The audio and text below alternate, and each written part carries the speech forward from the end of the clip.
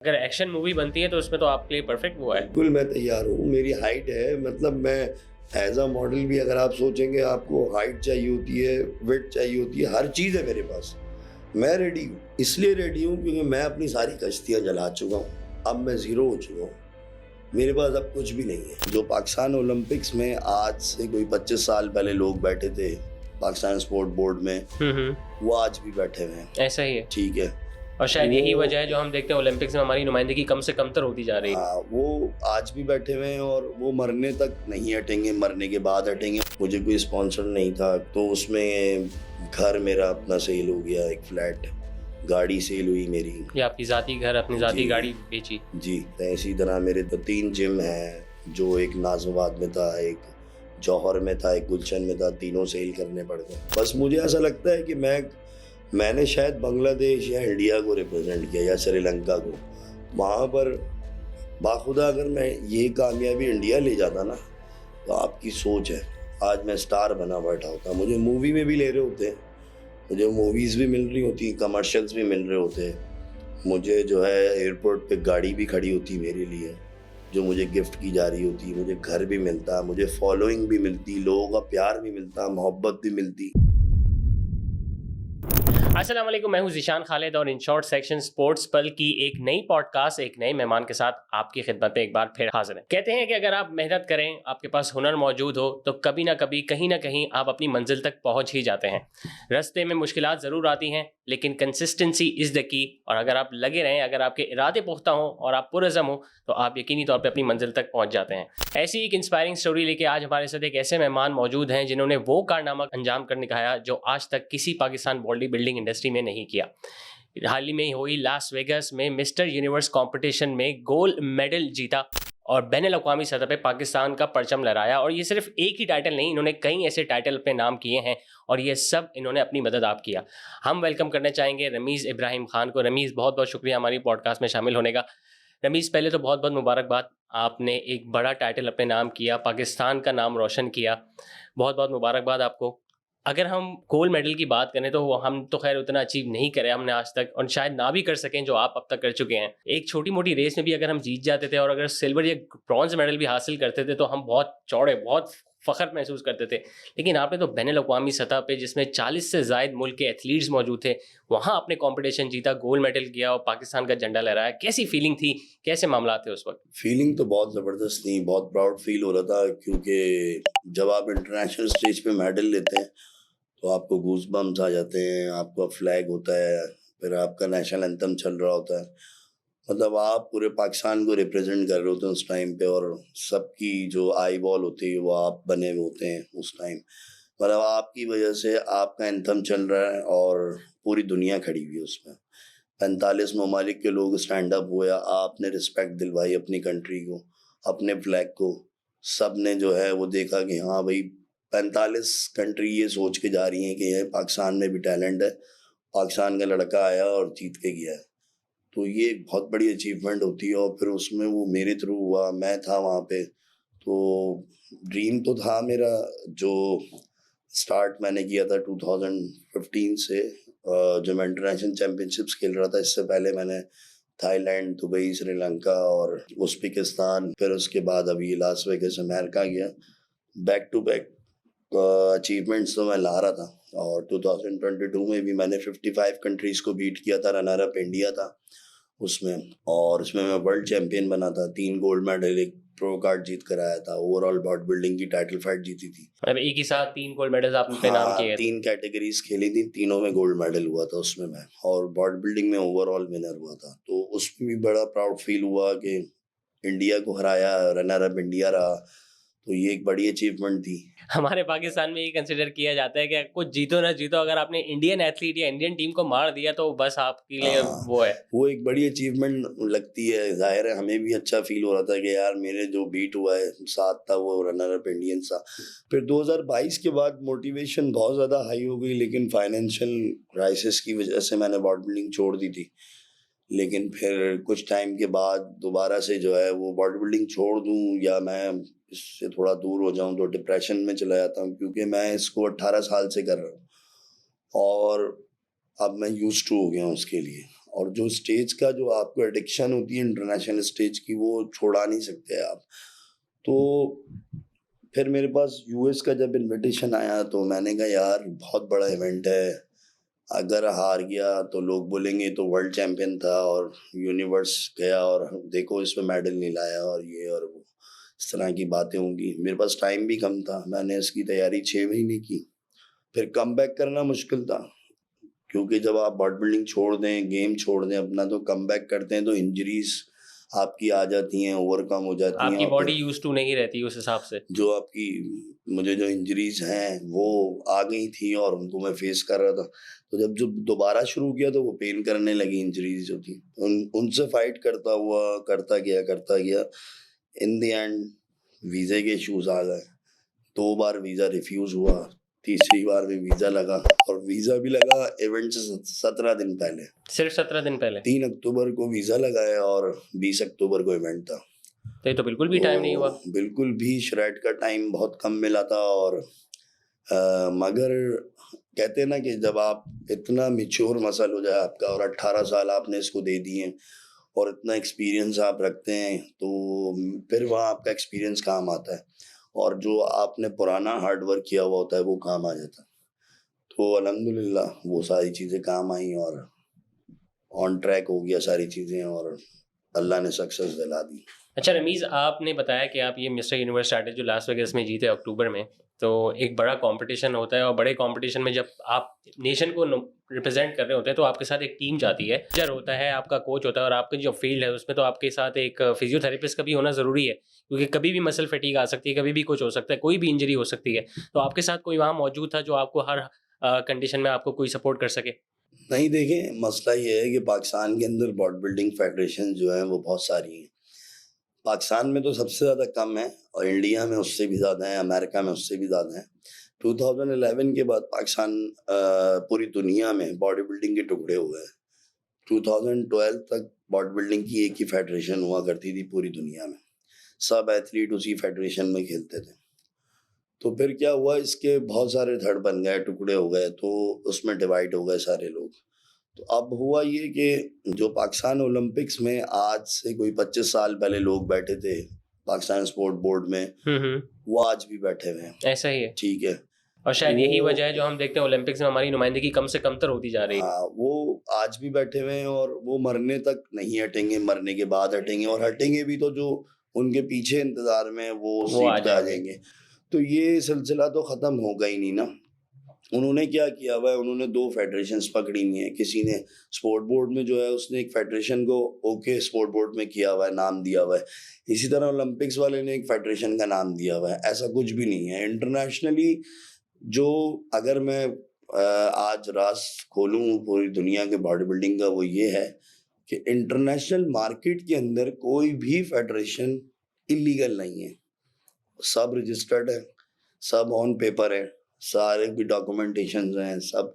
ऐसे कोई इवेंट नहीं करा सकता अगर आपके पास रजिस्ट्रेशन नहीं है। इतने बड़े लेवल पे आप इवेंट नहीं करा सकते कि इतनी कंट्रीज को गैदर कर ले अमेरिका के अंदर, आसान नहीं है। अमेरिका कोई छोटी कंट्री नहीं है कि जहाँ आप इवेंट करा रहे हैं, कोई थाईलैंड है या कोई दुबई है, तो आप कहीं भी कोई भी इवेंट करा ले आके। तो बेसिकली जिस फेडरेशन से मैंने कॉम्पीट किया, ये WFF कॉम्पिटिशन जो फेडरेशन है, ये रॉनी कॉलीमैन, जैक कटलर और आपका फिल भीत और आर्नल्ड की जो पुरानी हिस्ट्री चलती आ रही है, ये सब इसी फेडरेशन से खेलते थे पहले। अच्छा, ये तो बड़े बड़े नाम है बॉडी जी, बिल्डिंग इंडस्ट्री में। आप इसकी हिस्ट्री चेक करेंगे तो आप WFF की जब हिस्ट्री चेक करेंगे तो उसमें सारी हिस्ट्रीज आ जाएंगी कि भाई ये सारे बड़े बड़े नाम इस फेडरेशन में खेला करते थे। जब फेडरेशन के टुकड़े हुए तो WFF के जो ओन करते थे वो अलग हो गए, IFBB उन्होंने बना ली एक, वो अलग हो गए। IFBB में 2 टुकड़े हो गए, एक एलीट बन गई। इस तरह WFF अलग हुई, नाबा अलग हुई, नैक अलग हुई। ये सब पहले एक थे। सही। तो यही सारे ये ओलंपियंस, बॉडी बिल्डर, बड़े बड़े नाम इसमें कॉम्पीट करते थे। ठीक है, हिस्ट्री मौजूद है, सारी चीजें मौजूद हैं। तो ये तो रबिश थिंग हमारे अनएजुकेटेड ओलंपिक्स और स्पोर्ट बोर्ड के लोगों ने फैलाई हुई है कि ये फेडरेशन स्पोर्ट बोर्ड में मानी जाती है, ये ओलंपिक्स में मानी जाती है। ये तो पूरी दुनिया में नहीं होता। अमेरिका के अंदर अगर इस वक्त मैंने देखा 75+ फेडरेशंस काम कर रही हैं बॉडी बिल्डिंग की। अमेरिका की गवर्नमेंट सबको मानती है। सही। अमेरिका की गवर्नमेंट ये सिली रीजन नहीं देती कि आप ओलंपिक्स से हैं, आप स्पोर्ट बोर्ड से हैं। वो कहते हैं भाई आपने अमेरिका को रिप्रेजेंट किया है, दैट्स इट। आप प्रोफेशनल एथलीट हैं, आप बस अपने मुल्क को रिप्रेजेंट कर रहे हैं, तो आप रजिस्टर्ड हैं। ये कोई नहीं है कि IFBB तो ये तो वो, ऐसा कुछ भी नहीं है। ठीक है, हाँ ठीक है, IFBB का एक लेवल है, IFBB एक नंबर 1 फेडरेशन है, जिसमें मैं गया वो नंबर 2 फेडरेशन है। तो WFF उसका म्यार नंबर 2 पे आता है, इस तरह नंबर 3 पे है एक फेडरेशन, इस तरह नंबर 4, नंबर 5, नंबर 6 इस तरह है। तो अपना अपना म्यार है सारी फेडरेशंस का। तो बहरहाल जो मैंने काम किया वो इनफैक्ट किसी और पाकिस्तानी ने तो नहीं किया ना। ऐसे ही। नेक्स्ट ईयर कोई करके कर ले। यही कंपटीशन जो है वो अगर US में होता है या UK में होता है तो भाई खेलने आप जाएं, पहुंचे और खेल के विन करके आ जाएं। IFBB के अंदर भी जो एथलीट गए ना वो पहले खेलते हैं तमाम फेडरेशंस में और फिर जाते हैं IFBB का एक म्यार है, एक बड़ी फेडरेशन है। अच्छा, हमारे यहाँ कुछ लोगों ने ना फेक चीजें मशहूर की हुई हैं कि IFBB प्रो कार्ड होल्डर। एक लड़का है वो इस्लामाबाद में प्रो कार्ड जीता IFBB का, लेकिन उसमें सिर्फ 6 ममालिक आए थे। पाकिस्तान में मुकाबला था, ज्यादा कंट्रीज नहीं थी वहां पे। मैं खुद गया था वो मुकाबला देखने। आरिफ मिर्जा ने वो मुकाबला ऑर्गेनाइज कराया था। होपफुली 6-7 कंट्रीज थे उसके तो अंदर। उसमें जजेस पाकिस्तानी बॉडी बिल्डिंग से थे या इंटरनेशनल थे? IFBB की तरफ से जजेस आए थे, सारा मुकाबला IFBB ने गया था। अच्छा, उसमें भी प्रो कार्ड की परचेजिंग होती है। सही। उसकी भी मैं आपको सच्चाई बता रहा हूँ अभी। तो लोग जो बकवास करते हैं कि हम IFBB प्रो कार्ड हैं और ये हैं और वो हैं, तो वो उसके भी अंदर के सारे मामलात मुझे पता है कि वो प्रो कार्ड जो है ना उस वक्त मैं भी खरीद सकता था और मैं भी आज IFBB प्रो कार्ड बन सकता था क्लासिक फिजिक में। IFBB प्रो कार्ड मैं भी हासिल कर सकता था, ठीक है, लेकिन उस वक्त मेरे पास भी ऑफर थी परचेजिंग की, लेकिन वो बस मैं क्या बोलूँ, बस छोड़े। तो इसी तरीके से कोई एक एथलीट है हमारे, सीनियर एथलीट है माशाल्लाह से, उन्होंने आर्नल्ड क्लासिक के अंदर गोल्ड मेडल जीता था। उसमें प्रो कार्ड नहीं है, उसमें डायरेक्ट टाइटल फाइट होती है और वो क्लास विन की थी उन्होंने। वो लेजेंड है, पाकिस्तान के एक बड़े बॉडी बिल्डर थे, अब ऑस्ट्रेलिया में हैं, आतिफ अनवर नाम है। वो उनके पास तो बहुत ज़बरदस्त उनकी फिजिक थी, बहुत ह्यूज, बहुत मैसिव, बहुत ज़बरदस्त एथलीट है। तो वो जो है क्या कहते हैं आर्नल्ड क्लासिक में गोल्ड मेडल हुए, एक उनकी एक बड़ी अचीवमेंट थी। ऑस्ट्रेलिया में अब वो सेटल्ड हैं। इस तरह एक एथलीट है वो क्लेम करता है कि मैं, और वो भी ऑस्ट्रेलियन नेशनल है, उसकी फैमिली बच्चे सब ऑस्ट्रेलिया में रहते हैं। सही। उनके फादर मदर बिलोंग करते थे कराची से। तो वो एथलीट सारी जिंदगी ऑस्ट्रेलिया में रहा, ऑस्ट्रेलिया में ऑस्ट्रेलिया को रिप्रेजेंट किया, ऑस्ट्रेलिया की तरफ से खड़ा हुआ IFBB के एक इवेंट में। वो भी कोई 8-7 कंट्रीज का ऑस्ट्रेलिया में प्रो लीग हुई थी, उसके अंदर इत्तेफाक से कभी कभी IFBB की भी ऐसी प्रो लीग्स हो जाती हैं जिसमें कंट्रीज कम आती है, तो कंपटीशन में टफ टाइम कम होता है, कम तो कंपटीशन होगी ना, एथलीट्स कम है तो आपके पास एथलीट्स कंपटीशन कम कम है। होते हैं, कंपटीशन इतना टफ नहीं होता, तो उसमें प्रो कार्ड जीतना आसान होता है। तो इस तरह जो है वो एक भाई है, उसने जो है वो प्रो कार्ड ले लिया। अब वो उस प्रो कार्ड के बाद दोबारा प्रो कार्ड नहीं जीत सका। आज उसकी उम्र 40-45 साल की हो गई है, लेकिन अब वो दूसरा प्रो कार्ड नहीं जीत पा रहा। जब तक आप 3 प्रो कार्ड नहीं जीतेंगे IFBB के अंदर, आप 212 नहीं जा सकते, ओलंपिया स्टेज नहीं जा सकते। तो वहां जाने के लिए उन भाई को 2 प्रो कार्ड और जीतने हैं। तो उनको पता है कि अब मैं जितनी भी प्रो सीरीज खेलूंगा तो उसमें तो मैं 10 में भी नहीं आना है, मैंने टॉप 10 में भी नहीं आएंगे। नहीं आएंगे वो 10 में भी, क्योंकि वो तो उनका तुक्का लग गया एक प्रो कार्ड का, तो अब दोबारा तो नहीं लगना है, सेकंड में तो नहीं लगना, थर्ड में तो नहीं लगना। इसी तरह हमारा एक भाई जो इस्लामाबाद में प्रो कार्ड विनर हुआ था, उसने कम्पीट किया अमेरिका में एक प्रो सीरीज में, तो वो भी प्रो कार्ड नहीं जीत सका, 7th प्लेस आई थी उसकी। तो IFBB का एक म्यार है और IFBB कम्पीट करना आसान नहीं है, लेकिन ऐसा नहीं है कि वो हल्का है लड़का, वो बहुत मैसिव है, बहुत अच्छा है, अल्लाह पाक उसे तरक्की दे। और जो हमारा एक प्रो कार्ड विनर है जिसने इस्लामाबाद में प्रो कार्ड जीता था, मेरी दुआ है कि वो दूसरा प्रो कार्ड और तीसरा प्रो कार्ड जल्दी जीते, क्योंकि वो एप्लीकेबल है मिस्टर ओलंपिया खेलने का, 212 में जाने का और फिर वहां से अपना ओलंपिया में आने का। वो लगता है कि क्लासिक फिजिक में इंशाल्लाह वो पहुंचेगा और मेरी दुआ भी उसके साथ है कि वो पहुंचे। और हो सकता है कि वो बहुत जल्दी दूसरा प्रो कार्ड भी जीत ले, तीसरा प्रो कार्ड भी जीत ले। और मैं उन सबको कहूंगा जिन्होंने एक एक प्रो कार्ड जीत लिया है ये बीबी का, बराए मेहरबानी दूसरा और तीसरा भी जीते। एक भाई जो ऑस्ट्रेलिया का है वो प्रो कार्ड जीते, वो उसको 8-10 साल हो गए, अब तक वो दूसरा प्रो कार्ड खेला ही नहीं है। खेला भी है तो बता नहीं रहा होगा क्योंकि वो शायद जीता ही जीता ही नहीं है, टॉप 5 में भी नहीं आया होगा। तो मैं उससे बोलूंगा इतने साल हो गए अब तक दूसरा और तीसरा प्रो कार्ड क्यों नहीं जीता? भाई जीतो जल्दी, इतनी देर क्यों लगा रहे हो, जल्दी से जीतो। तो बजाय इसके कि दूसरा एथलीट पे क्रिटिसाइज करने बैठ जाओ, गाली गलौज करो और तुम अपने आप को आईएफबीबी प्रो कार्ड कहते हो। मैंने एक सोशल प्लेटफॉर्म पे देखा कि ये वहां पर गाली से बात कर रहा था, तो ये आप उन्हीं का जिक्र करें जो ऑस्ट्रेलिया में? जी गाली दे के बात कर रहा था। तो मैंने देखा, मैंने बोला है गाली दे रहा है, ये मतलब किस तरह का एथलीट है, किस तरह का स्पोर्ट्समैन है जो गाली दे के बात कर रहा है? गालियां तो हमें भी बहुत आती हैं और उससे गंदी गंदी आती हैं और हम भी उसको जवाब में दे सकते हैं, लेकिन हम क्यों दें? बजाय इसके कि आप हम पे क्रिटिसाइज करो, आपको मैं मशवरा दूंगा आप अपने दूसरे और तीसरे प्रो कार्ड जीतने की तैयारी करो, इससे पहले आपकी उम्र ही खत्म हो जाए। ऑलमोस्ट आप 50 साल के होने वाले हो, बुढ़े तो आप हो ही गए हो। अब पूरी बुढ़ापे की जिंदगी में आपने एक प्रो कार्ड जीत लिया, मामूली से एक छोटी चैंपियनशिप हुई आईएफबीबी की जिसमें कम एथलीट थे, कम कंट्रीज थी, और वो भी ऑस्ट्रेलिया को रिप्रेजेंट करके आपने प्रो कार्ड जीत लिया और आप क्लेम कर रहे हैं पाकिस्तानी। तो यू आर नॉट पाकिस्तानी। आप 8 साल दुबई में 10 साल रह रहे तो यू आर नॉट पाकिस्तानी मेरी नज़र में। आप वहाँ के जिम के वो हैं ब्रांड एम्बेसडर। आप मुल्क छोड़ के क्यों गए थे? पाकिस्तान के हालात खराब थे। आप वहाँ पहुंचे तो अब आपके हालात ठीक हैं, वेल सेटल्ड हैं, अच्छा खा रहे कमा रहे हैं, उस मुल्क का खा रहे कमा रहे हैं, वहीं से तैयारी कर पा रहे हैं ना। लेकिन उंगलियां पाकिस्तान के एथलीट्स पे उठा रहे हैं। उंगलियां आप नहीं, आप यहाँ क्यों, आप अपने आप को एंड में झंडा पकड़ के क्यों कहते हैं कि आप पाकिस्तानी हैं? कोई भी अगर आप विक्ट्री लेते हैं तो कुछ ना कुछ फॉलोइंग तो पाकिस्तान से भी गेन करेंगे ना वो। हाँ, सिर्फ बिजनेस गेन करने के लिए पाकिस्तान से ट्रेनिंग्स मिलेंगी, बिजनेस मिलेगा। पाकिस्तान को वो ये साबित करेंगे कि भाई हम मजबूरन गए थे यहाँ से छोड़ के, यहाँ के हालात ठीक नहीं थे।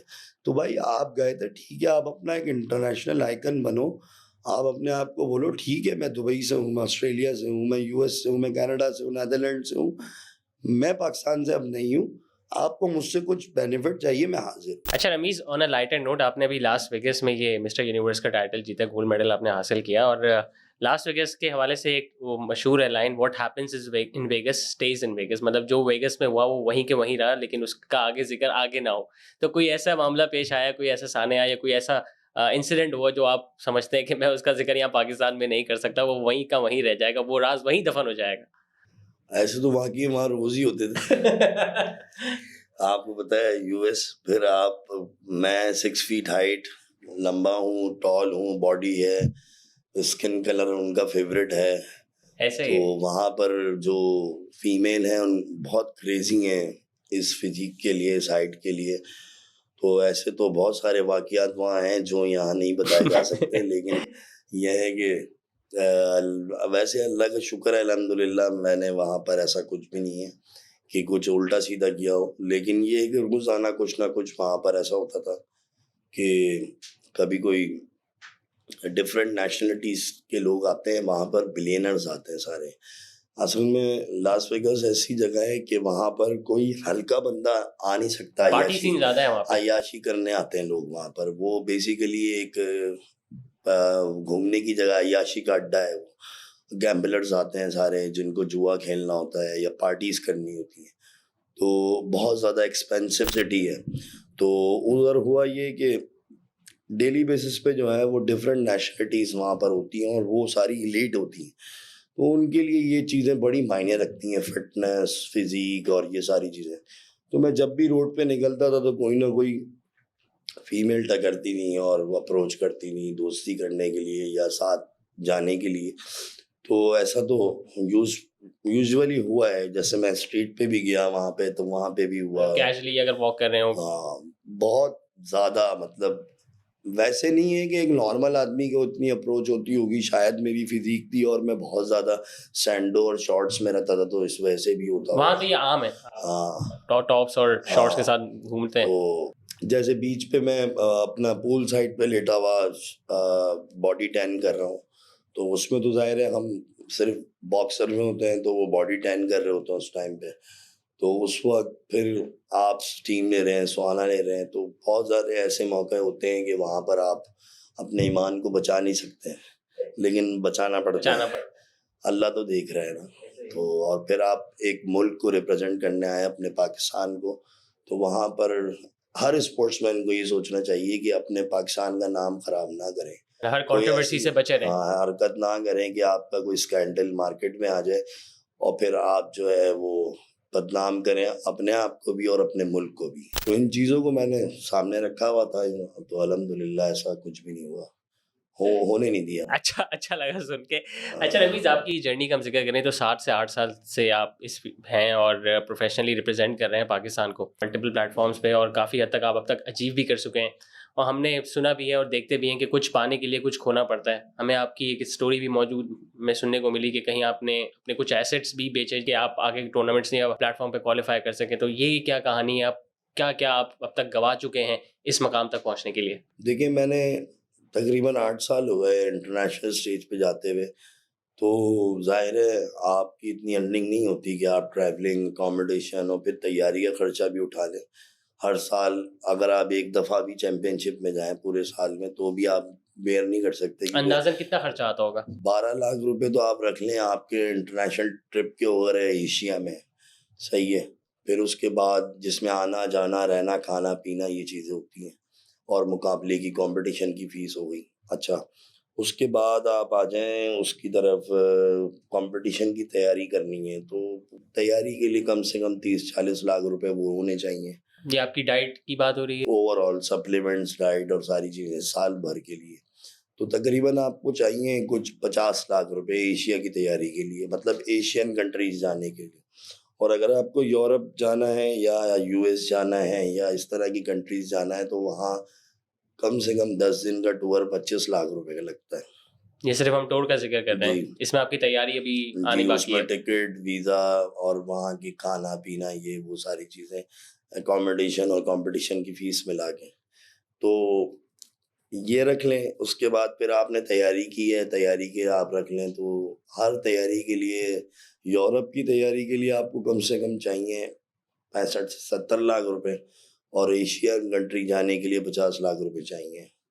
लेकिन वो साल में थोड़े-थोड़े करके लगते हैं, तो वो हो जाते हैं। फिर उसके बाद फिर मैं अगर 8 दफ़ा गया हूँ, तो अब आप आइडिया लगा लें, जिसमें मैं एशियन कंट्रीज़ ज़्यादा गया हूँ। तो इस तरह करते-करते कोई अमाउंट पहुँच गई है 3 साढ़े 3 करोड़ रुपए पे, जो मैंने अपने ज़ाती, मुझे कोई स्पॉन्सर नहीं था, कुछ इस तरह का कोई किसी की तरफ से कोई सपोर्ट नहीं थी। तो उसमें घर मेरा अपना सेल हो गया, एक फ्लैट, गाड़ी सेल हुई मेरी। या आपकी जाती घर, अपनी जाती जी, गाड़ी बेची? जी। और क्या कहते हैं, इसी तरह मेरे 2-3 जिम हैं, जो एक नाज़िमाबाद में था, एक जौहर में था, एक गुलशन में था, तीनों सेल करने पड़ गए। बीच में कोविड भी आया, तो उस वजह से भी थोड़े इश्यू थे। तो सब कुछ ही ऑलमोस्ट सेल हो गया, तो अब मज़ीद गुंजाइश नहीं है कि कुछ सेल हो और मैं करके जाऊँ। इस बार मुझे जाने के लिए जो है वो चाइल्ड प्रॉपर्टीज़ के फवाद भाई हैं, उन्होंने टिकट और 6 दिन की वहाँ की अकोमोडेशन मुझे स्पॉन्सर की थी। तो मेरी हिम्मत बन गई और मैं चला गया, क्योंकि बड़ा एक्सपेंसिव था वहाँ का जाना-आना। आपने फवाद भाई का जिक्र किया, हमने सुना भी है कि वो स्पोर्टिंग एक्टिविटीज़ में काफ़ी प्रमोट करते हैं एथलीट्स को, ना ही सिर्फ बॉडी बिल्डिंग लेकिन आगे और शोबों में भी वो कहते हैं कि लोग आगे आएँ, और स्पेशली कराची से जो ताल्लुक़ रखते हैं, ताकि वो उनकी रहनुमाई कर सकें, उनको सपोर्ट कर सकें। बिल्कुल, उन्होंने जो है वो उनकी एक टीम है जिसमें फवाद भाई हैं, आमिर भाई हैं, अदनान है, फैसल है, और अब मैं भी उनकी टीम का हिस्सा हूँ। तो उन्होंने एक चीज़ डिसाइड की है कि अब हम कराची के हर खेल के शोबे में ना टैलेंट को बाहर भेजेंगे। उन्होंने मेरी ज़िम्मेदारी लगाई है कि आप ढूँढें ऐसा टैलेंट, चाहे वो बॉडी बिल्डिंग में हो, हॉकी में हो, बास्केटबॉल, फुटबॉल, रेसलर हो, कोई भी हो, बस क्रिकेटर ना हो। तो वो ये कह रहे थे कि उस टैलेंट को हम लेके जाएँगे बाहर, और अगर वो वाकई रमीज जैसा होगा कि जैसा रमीज था और उसने बोला कॉन्फिडेंस से कि मैं जीतूंगा और जीत कर आऊंगा और जीत कर आया, तो हमें ऐसा लगेगा कि वो वाकई जीत जाएगा, तो फिर तो हम उसको स्पॉन्सर करेंगे। तो इस तरह से हमारा एक प्रोग्राम स्टार्ट हो रहा है, अभी हम कर रहे हैं शुरू कुछ टाइम में, जिसमें हम टैलेंट हंट करेंगे पूरे कराची से और फिर उनको रजिस्टर्ड करके और फिर देखेंगे उसमें से जो एप्लीकेबल होंगे उनको हम स्पॉन्सर करेंगे हर साल। तो आपने बहुत अच्छा जिक्र किया। अच्छा रमीज़, कहीं ना कहीं दिल तो उदास होता होगा कि एक जगह एक ऐसा मुल्क जहाँ पे सिर्फ क्रिकेट को ही लोग इतना फ़रोग करते हैं और एक इंटरनेशनल क्रिकेटर जो कि उनके सेंट्रल कॉन्ट्रैक्ट डिज़ाइन करते हैं, अगर वो कोई मैच खेले भी नहीं तो उसके बावजूद वो 40 से 50 लाख महीना आराम से कमा रहे होते हैं। और हमने हालिया में ही देखा अर्शदीन जो ओलंपिक में गोल्ड मेडल लेकर आए जैवलिन में, उनको भी काफ़ी हद तक इनामों से नवाजा गया। तो कहीं ना कहीं थोड़ा सा डिसहार्ट फील होता है कि मैं भी तो पाकिस्तान का नुमाइंदा हूँ, मैं भी तो पाकिस्तान को रिप्रेजेंट कर रहा हूँ, पाकिस्तान का झंडा लहरा रहा हूँ और पाकिस्तान के लिए गोल्ड मेडल लाया हूँ। तो यहाँ मुझे क्यों इतना प्रमोट नहीं किया जा रहा है या मुझे उतनी शोहरत इज्जत क्यों नहीं दी जा रही? बिल्कुल होता है और बड़ा अजीब फील होता है देख करके।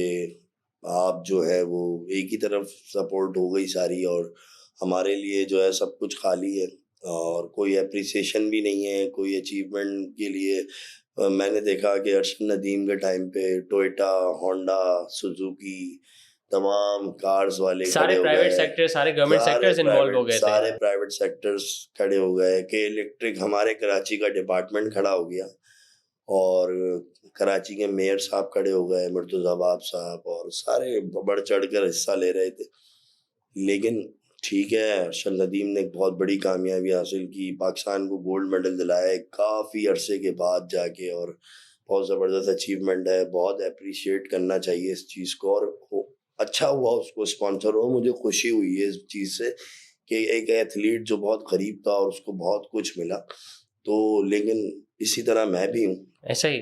और मैंने भी कोई छोटा काम नहीं किया, बड़ा काम किया है। आने वाले 50 सालों में नहीं कर पाएगा कोई लड़का। तो इस बारे में सोचना चाहिए कि मेरे लिए भी प्राइवेट सेक्टर्स तो एटलीस्ट खड़े हो जाते, गवर्नमेंट नहीं खड़ी हो रही थी। तो अभी तक तो कोई प्राइवेट सेक्टर खड़ा नहीं हुआ। के इलेक्ट्रिक पे हैरत हो रही है कि के इलेक्ट्रिक ने कराची के लड़के को छोड़ के कराची के लड़के को वो नहीं कर रहे प्रमोट, और वो उधर कर रहे हैं। बड़ी मुझे हैरत हुई। फिर उसके बाद ये होंडा, टोयोटा, सुजुकी क्या कराची के अंदर नहीं है शोरूम्स इनके और ऑनर्स इनके कि जो मेरी हौसला अफजाई कर दें, कराची खड़े तो हो बिजनेस जाएं। हब है तो इनके सब फिर सारे सेंटर्स तो यहाँ मौजूद हैं। जितने प्रोजेक्ट्स बनाने वाले हैं, बैरिया टाउन हो गया या आपका ये हो गया क्या कहते हैं जीएफएस है, फलक नाज है, ये इतने बड़े नामी गिरामी बिल्डर्स हैं। साइमा वाले हो गए, प्रोजेक्ट्स जो चला रहे हैं कराची में, क्या ये मुझे प्लॉट और घर नहीं दे सकते? इनके लिए क्या बात है? मिनट के मतलब बराबर है। कुछ भी नहीं है इन लोगों के लिए। आबाद की मीटिंग नहीं बैठ सकती मेरे लिए, आबाद वाले मुझे अशाइया नहीं दे सकते। क्यों नहीं दे सकते? आबाद इनकी एक वो है ना, तमाम बिल्डर एसोसिएशंस की ऐसा एक ही है। एसोसिएशन है आबाद, क्या वो मेरे लिए शाइया नहीं रख सकते? बिल्कुल रख इसी सकते हैं, तरह डिजर्विंग है आप।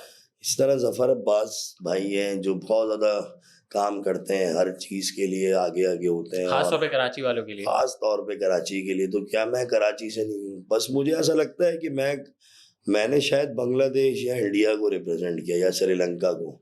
वहां पर बाखुदा अगर मैं ये कामयाबी इंडिया ले जाता ना, तो आपकी सोच है, आज मैं स्टार बना बैठा होता। मुझे मूवी में भी ले रहे होते, मुझे मूवीज भी मिल रही होती, कमर्शियल्स भी मिल रहे होते, मुझे जो है एयरपोर्ट पे गाड़ी भी खड़ी होती मेरे लिए जो मुझे गिफ्ट की जा रही होती, मुझे घर भी मिलता, मुझे फॉलोइंग भी मिलती, लोगों का प्यार भी मिलता, मोहब्बत भी मिलती।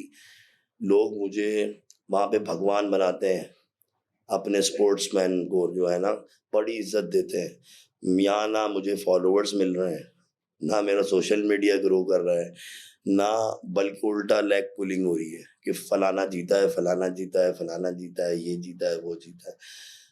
कोई मोहब्बत नहीं है। कसूर सिर्फ गवर्नमेंट और प्राइवेट सेक्टर्स का नहीं, कसूर अवाम का भी है। हमारी अवाम बहुत जेलस है एक दूसरे से, स्पेशली कराची की अवाम। वो किसी को फलते फूलता नहीं देख सकती, वो नहीं देख सकती कि क्या कहते हैं कोई अगर हमारे अपने फील्ड के लोग, अगर कोई लड़का आगे बढ़ रहा है, तरक्की कर रहा है, असल में ज्यादातर जाहिल है, एजुकेटेड नहीं है, पढ़े लिखे अवेयरनेस नहीं नहीं है, है। और उनमें से कुछ नए बच्चे हैं जिनको अवेयरनेस नहीं है, तो वो बैठे बैठे बस कमेंट मार रहे होते हैं।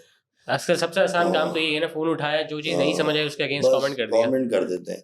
तो वो होता ये है कि वो फिर नेगेटिविटी फैलती जाती है और फिर स्पोर्ट्समैन जो है ना वो अपने आप को ख़त्म कर लेता है। फिर वो जैसे मैंने बोला कि वो दूसरे लड़के जो मुल्क छोड़ के गए हैं उनके जाने की भी यही वजह थी। उनको भी यहाँ कुछ नहीं नज़र आ रहा था, तो वो चले गए यहाँ से। सही है, उनकी भी मजबूरी थी जो वो वहाँ गए ना। तो कहने का मकसद है कि आप मेरा ये ख्याल है कि मुझे हैरत हो रही है कि कहाँ है ज़फ़र अब्बास, कहाँ है अली शेखानी, कहाँ है आबाद के लोग, कहाँ है कराची वाले भाई। मैं कराची का हूँ, कराची वाले कहाँ हैं? मैं सिर्फ सिंध की बात नहीं कर रहा, मैं पंजाब की बात नहीं कर रहा, मैं बलूचिस्तान और केपीके की बात नहीं कर रहा। हमारा कराची इतना बड़ा है ना, अगर सिर्फ कराची के, मैं गवर्नमेंट की भी बात नहीं कर रहा, चले गवर्नमेंट को भी छोड़ें। मैं ये कह रहा हूँ कि कराची के वो लोग कहाँ हैं जिनके शोरूम्स हैं, जिनके प्रोजेक्ट्स हैं, शॉपिंग मॉल्स हैं, जिनके मॉल्स हैं। आबाद के लोग कहाँ हैं? के इलेक्ट्रिक का अमला कहाँ गया अब, जिसने बढ़ चढ़ कर दूसरे एथलीट को प्रमोट किया? अब कराची की बारी है तो कहाँ है? ज़फ़र अब्बास कहाँ है? अली शेखानी कहाँ है? ये लोग कहाँ हैं? मुझे तो नज़र ही नहीं आ रहा कोई। मतलब ये लोग ये चाह रहे हैं कि शायद मैं भी चला जाऊँ यहाँ से, मैं भी इस मुल्क को छोड़ दूँ, मैं भी यहाँ से अल्लाह हाफ़िज़ कह दूँ और फिर कल को मैं भी जो है वो किसी दूसरी कंट्री का नेशनल एंथम चला रहा हूँ गोल्ड मेडल लेने के बाद, क्योंकि वहाँ तो मुझे इज़्ज़त मिल जाएगी, वहाँ तो ये सब भी मिल जाएगा। वहाँ तो बल्कि मेडल ज़िंदगी बहुत आसान हो जाएगी। वहाँ तो मेडल लेने से पहले मिल रहा है। अभी मुझे एक ऑफ़र है यूएस से, ठीक है? यूएस ने मुझे ऑफ़र की हुई है और मेरे पास मौका है और मैं जा सकता हूँ। अब तो आपके पास वो प्रो कार्ड भी मौजूद है, तो आप बिल्कुल, मैं उस ऑफ़र को अवेल कर लूँ तो मुझे सब कुछ मिल जाएगा। लेकिन मैं चाहता हूँ कि अपनी आखिरी सांस तक पाकिस्तान को रिप्रेजेंट करूँ और ये जो प्रो कर रहे हैं ना, आईएफबीबी प्रो, आईएफबीबी प्रो, इनके भी मुँह बंद करूँ और पाकिस्तान में 3 आईएफबीबी के प्रो कार्ड लाऊँ और पाकिस्तान का पहला एथलीट बनूँ जो ओलंपिया स्टेज पे जाए। इंशाल्लाह। 212 जाए, ओलंपिया जाए। मेरे गोल्स बहुत अब हाई हैं, बहुत ज़्यादा ऊपर के गोल्स की तरफ मैं जा चुका हूँ और बहुत ज़्यादा विजन हाई चला गया। लेकिन मैं चाहता हूँ मैं पाकिस्तान में रहकर ये सब कुछ करूँ और पाकिस्तान को रिप्रेजेंट करूँ और उसके लिए मुझे बहुत सारे पैसों की ज़रूरत है, बहुत सारी फंडिंग्स की ज़रूरत है, बहुत सारे स्पॉन्सर्स की ज़रूरत है। भाई मैं तो हैरत ये कर रहा हूँ, कहाँ है जैज़ वाले, यूफ़ोन वाले और ये कमर्शियल्स जो बनाते हैं, एडवर्टाइज़मेंट में जो लेते हैं अपने हीरोज़ को, तो क्या मैं उनका हीरो नहीं हूँ? बिल्कुल है। मैं इस मुल्क का हीरो नहीं हूँ। आपने मुझे कोई कमर्शियल ऑफ़र नहीं किया। आप लोगों ने कराची के जितने भी टेलीकॉम कंपनीज़ हैं या कुछ ये जितने भी एडवर्टाइज़मेंट वाले, मैं देखता हूँ फ़ौरन एथलीट्स को, प्लेयर्स को ना एडवर्टाइज़ में ले रहे होते हैं। तो मुझे क्यों नहीं लिया यार? मतलब समझ ही नहीं आ रहा ना कि हो क्या रहा है। रमीज़, कहीं न कहीं आप ऐसा सोचते हैं कि ये प्रिंट, इलेक्ट्रॉनिक और मीडिया का भी कसूर है कि जब बंदा टूर्नामेंट में या किसी कॉम्पिटिशन में पार्टिसिपेट कर रहा है, उससे पहले नहीं पता होता, लेकिन जब वो जीत के आ जाते हैं तो एक छोटी-सी न्यूज़ चल जाती है। हालाँकि हमने अरशद नदीम का देखा, इवन बिफोर उनका कॉम्पिटिशन था, उससे पहले ही वो खबरों की ज़ीनत बने हुए थे कि अरशद नदीम इस दिन जैवलिन का कॉम्पिटिशन होगा और हाईली लाइकली है कि वो जीत जाएँगे। और वहाँ से जो हाइप मिली उनको, वो उनका मदद साबित हुई कि वो जीतने में कामयाब हुए। तो ऐसा नहीं होना चाहिए कि जिस तरह आप कॉम्पिटिशन लड़ने गए थे, तो उससे पहले ही ये लोगों को बताया जाता कि हम पाकिस्तान का ही एथलीट कराची से ताल्लुक़ रखने वाला है, मिस्टर यूनिवर्स का टाइटल खेलने जा रहा है यूएसए में, जहाँ वो पाकिस्तान की नुमाइंदगी करेगा। और वैसे तो आप जीता ही है, तो इससे ज़्यादा बेहतर कोई बात हो ही नहीं सकती। लेकिन अगर आप ना भी जीत पाते, अगर आप सिल्वर या ब्रॉन्ज़ मेडल जीतते, तो वो भी तो at the end of the day Pakistan के लिए था। तो कहीं न कहीं आपको ऐसा लगता है कि मीडिया का ही रोल बनता है कि उसको प्रमोट किया जाए कॉम्पिटिशन से पहले ही, ताकि एंड तक आपको लोग ज़्यादा से ज़्यादा देखें और अगले कॉम्पिटिशन में भी फिर वो आपके लिए साथ-साथ खड़े रहें। तो पाकिस्तान से जब मैं जा रहा था तो मैंने प्रेस कॉन्फ्रेंस की और बाकायदा बता के गया कि भाई मैं लास वेगास अमेरिका जा रहा हूँ और पाकिस्तान को रिप्रेजेंट करने के लिए मिस्टर यूनिवर्स में। तो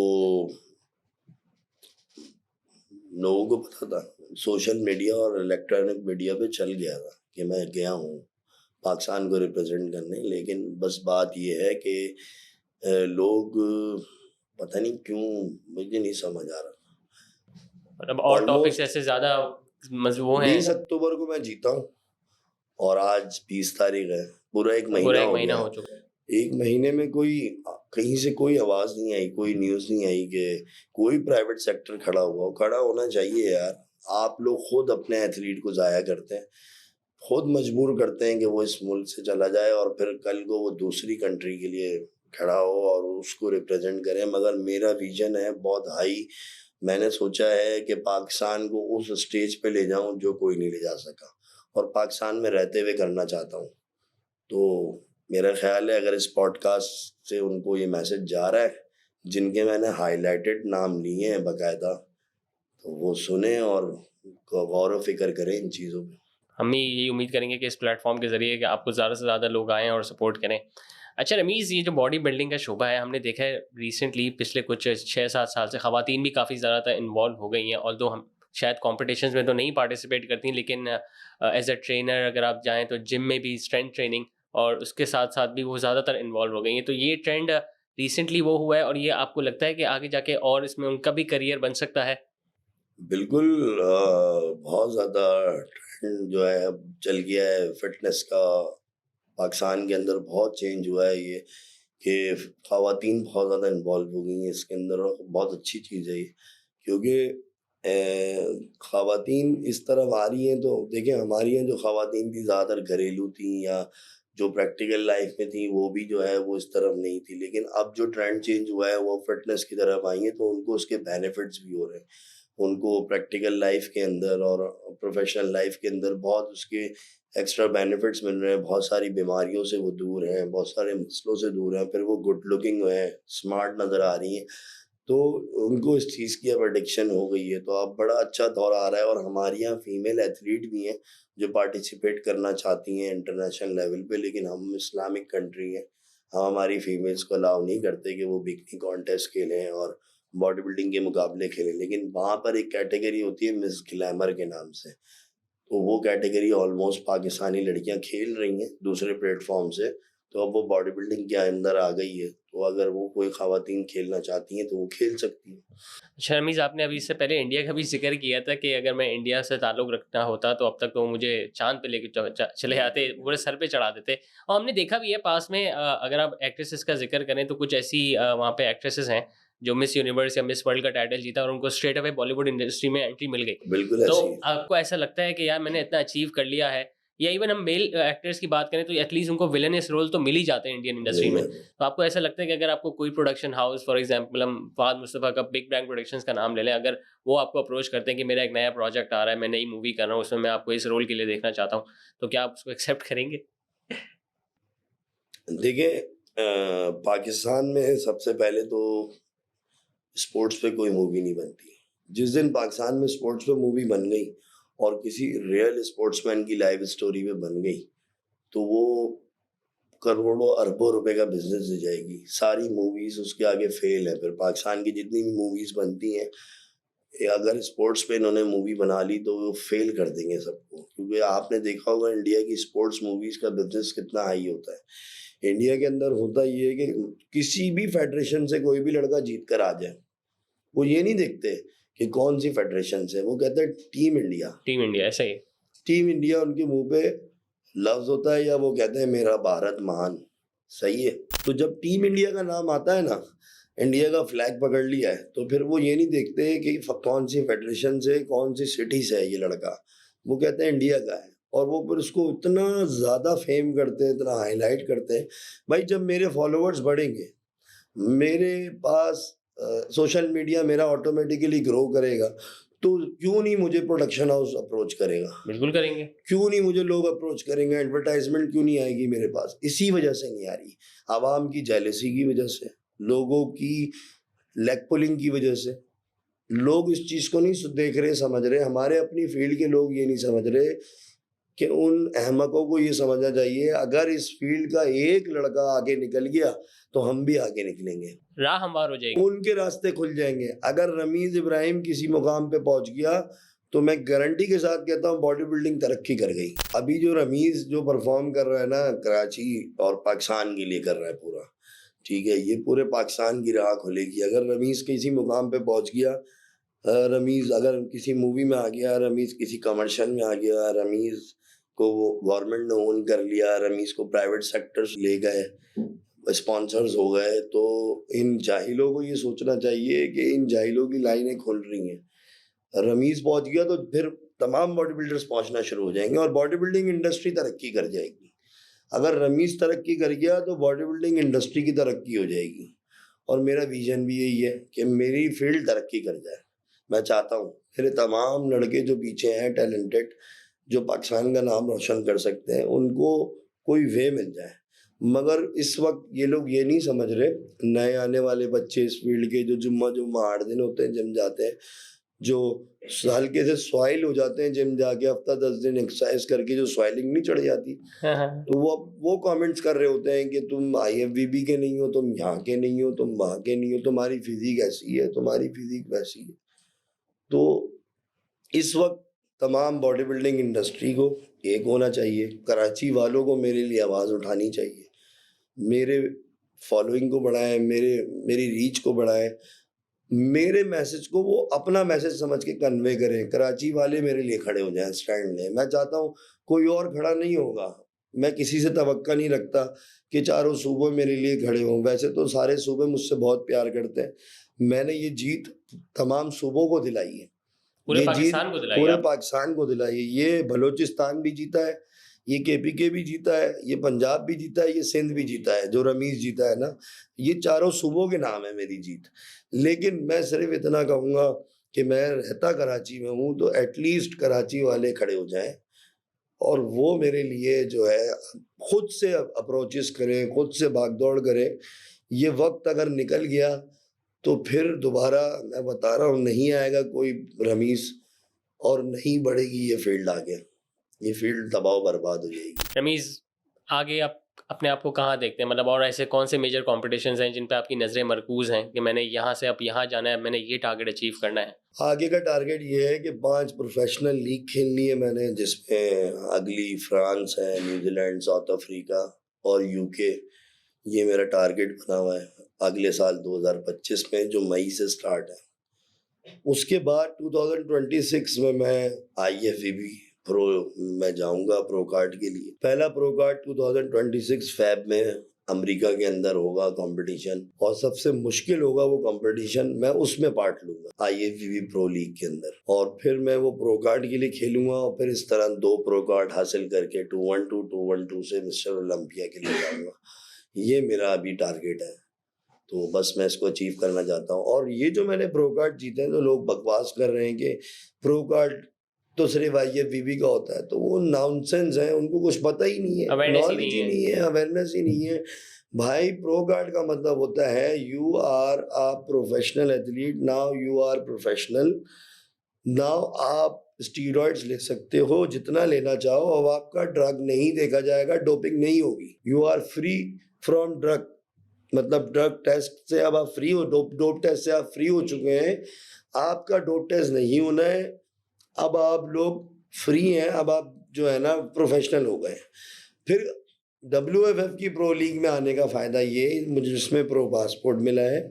इस प्रो कार्ड के थ्रू मुझे प्रो पासपोर्ट मिला, प्रो पासपोर्ट से मेरे वीज़े इजीली लगेंगे। फिर अब जो मैं प्रो लीग्स खेलूँगा उसमें कैश प्राइजेज होंगे।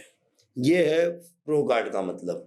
तो उन जाहिल लोगों को इन चीज़ों के बारे में नहीं पता, उनको सिर्फ एक रटी हुई बात जो तुम लोगों ने जहनों में डाल दी है कि प्रो कार्ड तो सिर्फ IFBB का होता है। अरे भाई, हर फेडरेशन का होता है प्रो कार्ड, और उसके अलग अलग उन्होंने क्राइटेरिया सेट किए हैं। उस क्राइटेरिया पे वो प्रो कार्ड को चला रहे। कुछ प्रो कार्ड्स ऐसे होते हैं कि जिसके अंदर फीस नहीं लेते आपसे, एथलीट से एंट्री फीस नहीं होती, उसकी रजिस्ट्रेशन फीस फ्री हो जाती है। सही, ठीक है। कुछ प्रो कार्ड्स का क्राइटेरिया ये होता है कि अगले 2 कंपटीशन की फीस नहीं देना आप, ठीक है। तो डिफरेंट सिनेरियो हर फेडरेशन ने बनाए हुए प्रो कार्ड्स के। आपको वीजा की आसानी हो जाएगी। और IFBB का प्रो कार्ड का सिनेरियो ये है कि आपने एक ले लिया, अब एक और लें, फिर एक और लें, तो 212 जाएंगे। उसमें भी यही है। सही। प्रो कार्ड जीतने के बाद आपको कैश प्राइजेस मिलना शुरू हो जाएंगे, दैट्स इट। और क्या है प्रो कार्ड। तो जाहिल अवाम मेरे पीछे लगना छोड़े, मुझे प्रमोट करें, सपोर्ट करें। वो लोग जो नेगेटिविटी कर रहे हैं, बहुत सारे लोग पॉजिटिव हैं, मुझे प्यार भी बहुत देते हैं। कराची की आवाम बहुत अच्छी है, जो एजुकेटेड आवाम है और जो मोहब्बत करने वाले लोग हैं, जो मेरे फैंस हैं, सपोर्टर हैं, वो बहुत ज़्यादा अच्छे लोग हैं, बहुत सपोर्ट करते हैं। इसलिए मैं ये उनको मैसेज कह रहा हूँ कि आप रमीज़ की आवाज़ बन जाए, आप रमीज को सपोर्ट करें, आप रमीज को प्रमोट करें। ये जितने प्राइवेट सेक्टर्स के मैंने नाम लिए, छोड़े गवर्नमेंट को, प्राइवेट सेक्टर्स की तरफ आ जाए। ये होंडा, सुजुकी, टोयोटा, कराची के जो ओनर्स हैं, जो इनके शोरूम खोल के बैठे हैं, किया वाले, इनको अप्रोच करें कि भाई कहाँ हो आप लोग, क्यों नहीं पकड़ रहे रमीज को? जफर अब्बास को बोले, अली शेखानी को बोले, आबाद वालों को बोले, टेली कम्युनिकेशन कंपनीज को बोलेंगे इसको कमर्शियल दो। सही। प्रोडक्शन हाउस वाले जो कराची में प्रोडक्शन हाउस लेके बैठे हुए, वो ऑफर वो करेंगे आपको आप यार, अपॉर्चुनिटीज दें, अप्रोच रमीज को करें। रोल दे दे, रमीज को कोई मूवी में ले ले, यहाँ ले ले, ड्रामे में काम करा ले, भाई मैं तो तैयार हूँ, मुझे कोई मसला नहीं। ना अगर एक्शन मूवी बनती है तो उसमें तो आपके लिए परफेक्ट वो है। बिल्कुल मैं तैयार हूँ, मेरी हाइट है, मतलब मैं एज अ मॉडल भी अगर आप सोचेंगे आपको हाइट चाहिए होती है, वेट चाहिए होती है, हर चीज़ है मेरे पास। मैं रेडी हूँ, इसलिए रेडी हूँ क्योंकि मैं अपनी सारी कश्तियाँ जला चुका हूँ, अब मैं ज़ीरो हो चुका हूँ, मेरे पास अब कुछ भी नहीं है। अगर इन फ्यूचर मुझे पाकिस्तान के लिए कुछ बड़ा करना है तो उसके लिए मुझे कुछ सपोर्ट की जरूरत है, सपोर्ट की ज़रूरत है, जमा करना है, उसके बाद ही कुछ हो सकता है। चलिए रमीज, बहुत मजा आया आपकी गुफ्तगू सुन के। जिस मेहनत से आगे बढ़ रहे हैं, अल्लाह आपको और कामयाबी दे, और आपने आगे जिन कॉम्पिटिशन्स का नाम लिया है उसमें कहीं ना कहीं आपको सपोर्ट मिले। हम अपने प्लेटफॉर्म से ज़रूर कोशिश करेंगे कि आपको सपोर्ट दे सकें, ताकि लोग आपके पास आगे आएँ, आपका हेल्पिंग हैंड बने और आप पाकिस्तान के लिए और टाइटल्स जितवा सकें। बहुत बहुत शुक्रिया रमीज़ इस पॉडकास्ट में शामिल होने का। तो ये थे रमीज़ इब्राहिम खान, जिन्होंने रिसेंटली मिस्टर यूनिवर्स टाइटल नाम किया, गोल्ड मेडल हासिल किया, और वो पुरुम्मीद हैं और एक तरह से रिक्वेस्ट भी करते हैं उन तमाम प्राइवेट सेक्टर से कि वो आगे आएँ, रमीज़ इब्राहिम का सपोर्ट करें, ताकि ये एक ऐसा शोबा है बॉडी बिल्डिंग का कि यहाँ से अगर रमीज़ इब्राहिम ने वो अचीव कर लिया जो वो करना चाह रहे हैं, तो एक राह हमवार हो जाएगी उन यंग एथलीट्स के लिए जो इस फील्ड में आगे आना चाह रहे हैं। तो इस पॉडकास्ट के साथ अब आपकी इजाज़त लेना चाहूँगा। अगली पॉडकास्ट में एक नए मेहमान के साथ नए दिन आपकी खिदमत एक बार फिर हाजिर होंगे। अल्लाह हाफिज़।